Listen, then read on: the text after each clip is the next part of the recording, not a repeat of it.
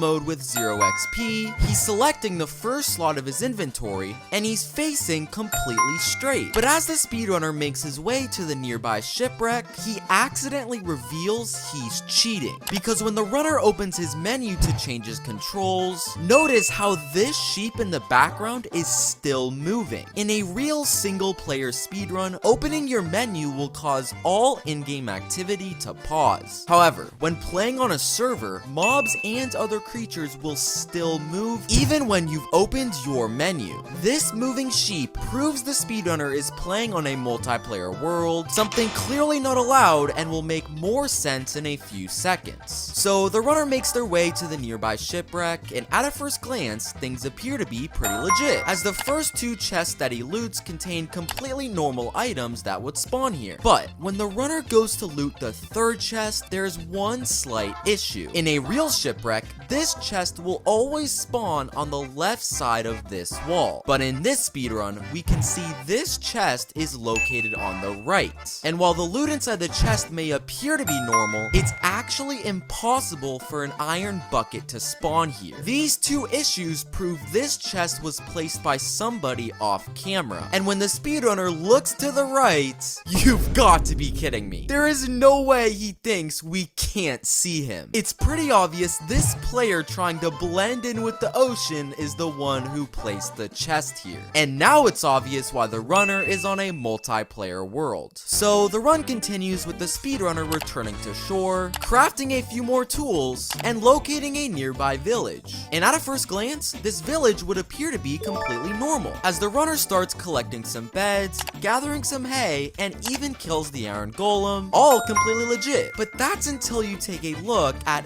this specific village house, which is clearly a house from a plains village, not a savannah village. And when the speedrunner goes to loot the chest in this misplaced village house, he of course finds some pretty overpowered items. Now you're probably wondering how this strange village house even got here, as we clearly never saw the speedrunner build it. Well, if you take a closer look at this villager, you can actually see it's not a villager at all, but a player wearing a villager skin. This is clearly the same friend we saw earlier in the run, and he's likely the one who built the wrong village house. So the runner grabs his items from the chest, leaves the village, and starts to search for a nearby ruins portal. And without using any speedrun techniques, the speedrunner seems to think a ruins portal is under this very block. Okay, that's literally impossible. There's no way it's actually under here. Oh my gosh. Now, before you think this speedrunner is some sort of genius, let's rewind the footage to see what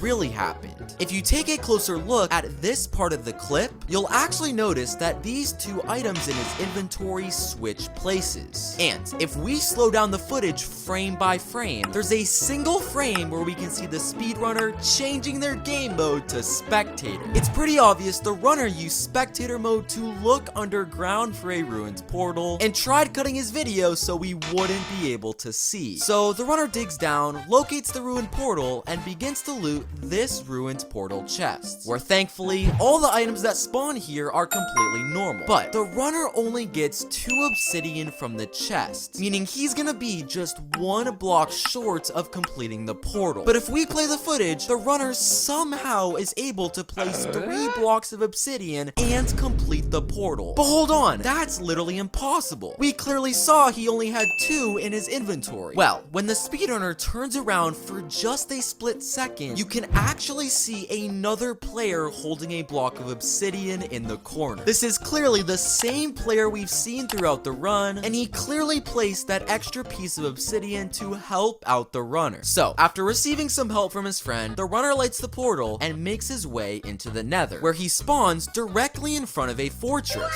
And while that may appear to be simply luck, this spawn is actually completely fake. Because look at this lava right next to the fortress. You can clearly see that it's already flowed all the way down to the surface of the Nether. The problem is, lava can't start flowing until a runner spawns into the Nether. And if we take a closer look at the speedrunner spawn, there's actually a single frame where we can see the runner spawned in a completely different location. It's pretty obvious the runner didn't spawn in front of the fortress, but cut his video to make it seem like he did to gain an advantage. So the runner enters the fortress, but there's just one slight issue. He doesn't have a fire resistance potion anywhere in his inventory, which will make it incredibly hard for him to fight Blazes. Well, the runner turns this corner in the fortress and magically acquires a fire resistance effect. But if we rewind the footage to just a few seconds ago, we can actually spot his friend holding a fire resistance potion, clearly ready to throw it as the speedrunner passes by. They're so bad at hiding their cheating. So, with a fire resistance effect, it's incredibly easy for the speedrunner to fight Blazes. But I guess it's taking just a little too long, because out of the blue comes his friend, dropping him a gun?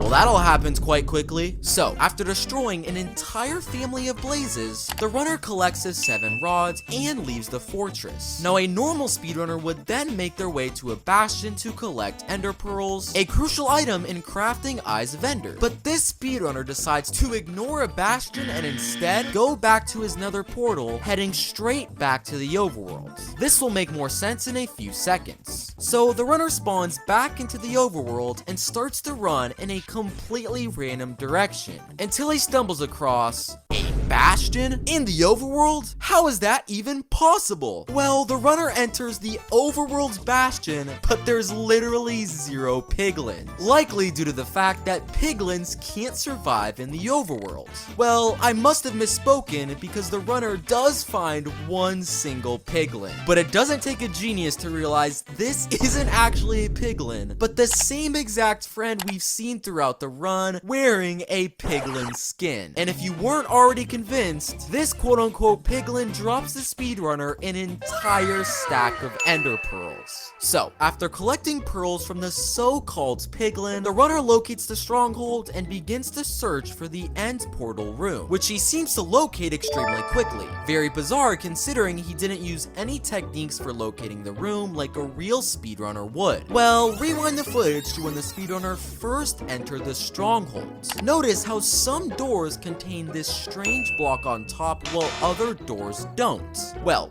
this strange block is actually mossy cobblestone, a block that can't spawn naturally in a stronghold. And if you watch the footage, you'll notice the runner only goes through doors with this piece of mossy cobblestone on top. It's pretty obvious the runner placed these blocks himself to remind him of the correct path to the end portal room. So the runner enters the end portal room, lights the portal, and spawns into the end. And thankfully, everything appears to be completely normal at a first glance. The dragon is at full health, he's still in survival mode, and he doesn't have any strange items in his inventory. But when the runner goes to the surface, he finds the dirt ender dragon. Did I miss an update? Dude, this is literally the goofiest ender dragon I've ever seen.